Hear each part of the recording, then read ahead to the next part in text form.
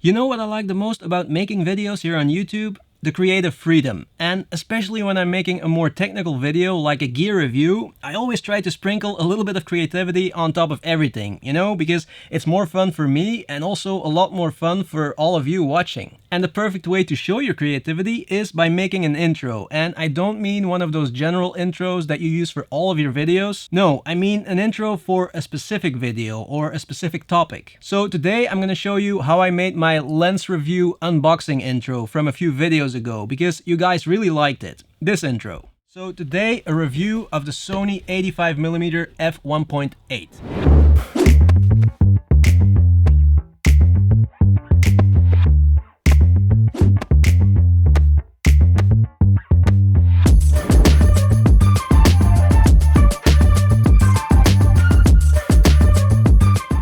Okay, so I'll show you step by step how I made that intro, and if you want to try and recreate the same intro and use it for one of your own videos, then go right ahead. There's just one thing I'm gonna ask you, and that's when you upload it, let me know, because I want to see it. I want to see how it turned out.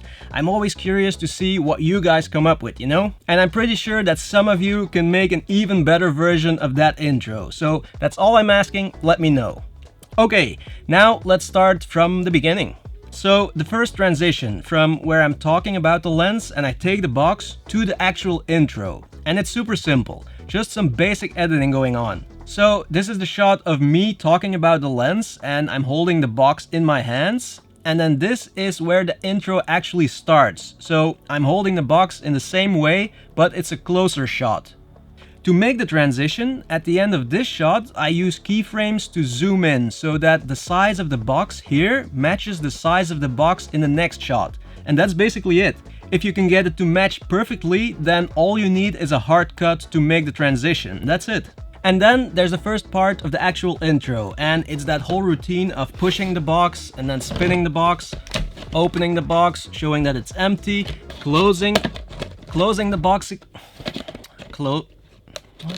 closing the box again, spinning it, tap 3 times on the table, and then lift the box. And it's basically doing that routine over and over again until you get a good take, because you want everything to go smoothly. You don't want to struggle while opening or closing the box, and it sounds easier than it is.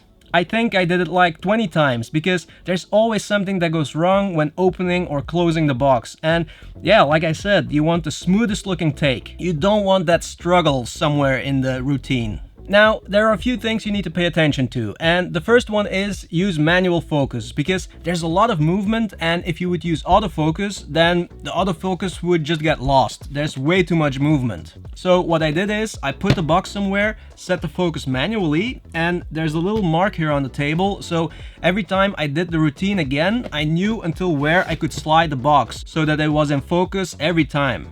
Okay, and then at the end of that routine, when I lift the box, the lens appears from under the box, and there are 2 options.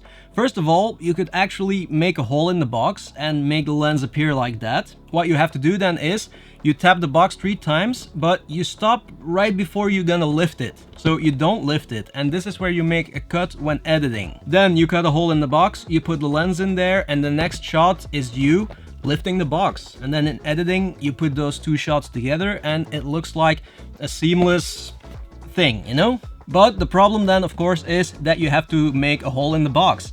And if it's your own box, if you've bought the lens, that's fine. But maybe a company wants you to review something, but they want you to send it back. And then, of course, you can't make a hole in the box. I bought this lens for myself, but I still didn't want to cut the box. So I had to find another solution. What I did is, I did that whole routine, and it ends with me lifting the box. And then I did an extra shot of me holding the box like this, but with the lens right here. And then in editing, I cut out the lens from this shot and laid it on top of that other shot. Sounds complicated, but I'm gonna show you. Now, just so you know, why am I holding the box like this for this shot when all I'm gonna do is cut out the lens here? Well, that's just so that the light is exactly the same, If I would take a shot of the lens with me out of the frame, then maybe the light is a little bit different and it might look weird, you never know. So that's why I just sat here like an idiot like this and took the shot of the lens.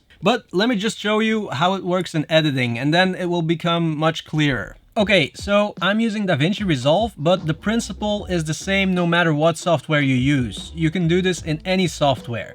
But of course, if you're using Premiere Pro or Final Cut Pro, it will all look a little bit different and the tools will probably be named differently. So we have the shot of me tapping the box on the table a few times and then I lift it up. That's when the lens should start to appear. So right about here somewhere. Then we take the second shot of the lens, this shot, and I drag it on top of the first shot, right about where the lens should start to appear. But what we have now is a sudden cut from the box to the lens all the way there already. And the lens, of course, needs to appear gradually from under the box once I start lifting it. So first we need to cut out the lens and part of the table. In DaVinci Resolve you use power windows to do that in the color tab. Let's make a cutout. This icon right here will allow me to make my own custom cutout, a custom shape. I'll do it fast now, but of course you should do it a bit more carefully. You want it to look perfect.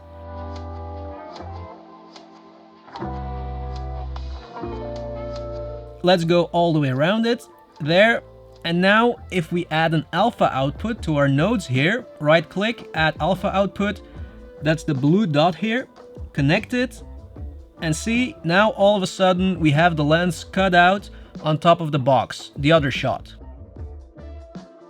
Okay, so now it goes from the box to the lens on the box all of a sudden. The lens that we cut out is on top of this clip. All we need to do now is add a second power window to make it look like the lens appears from under the box, gradually.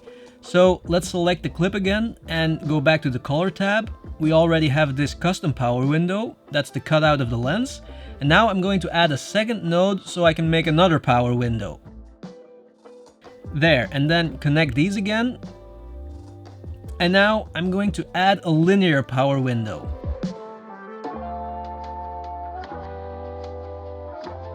See how I can make the lens disappear now?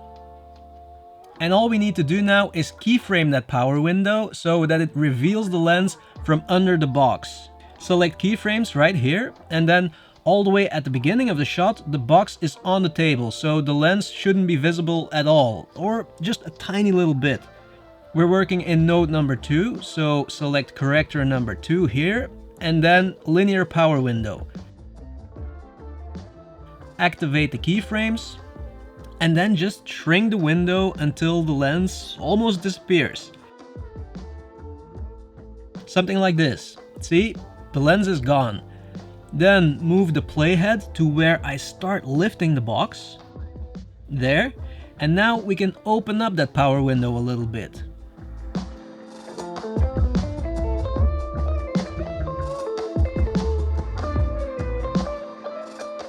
And you see here, it adds keyframes automatically. And of course, you can also feather the edges a little bit to make everything look smooth. Move the playhead a little bit again.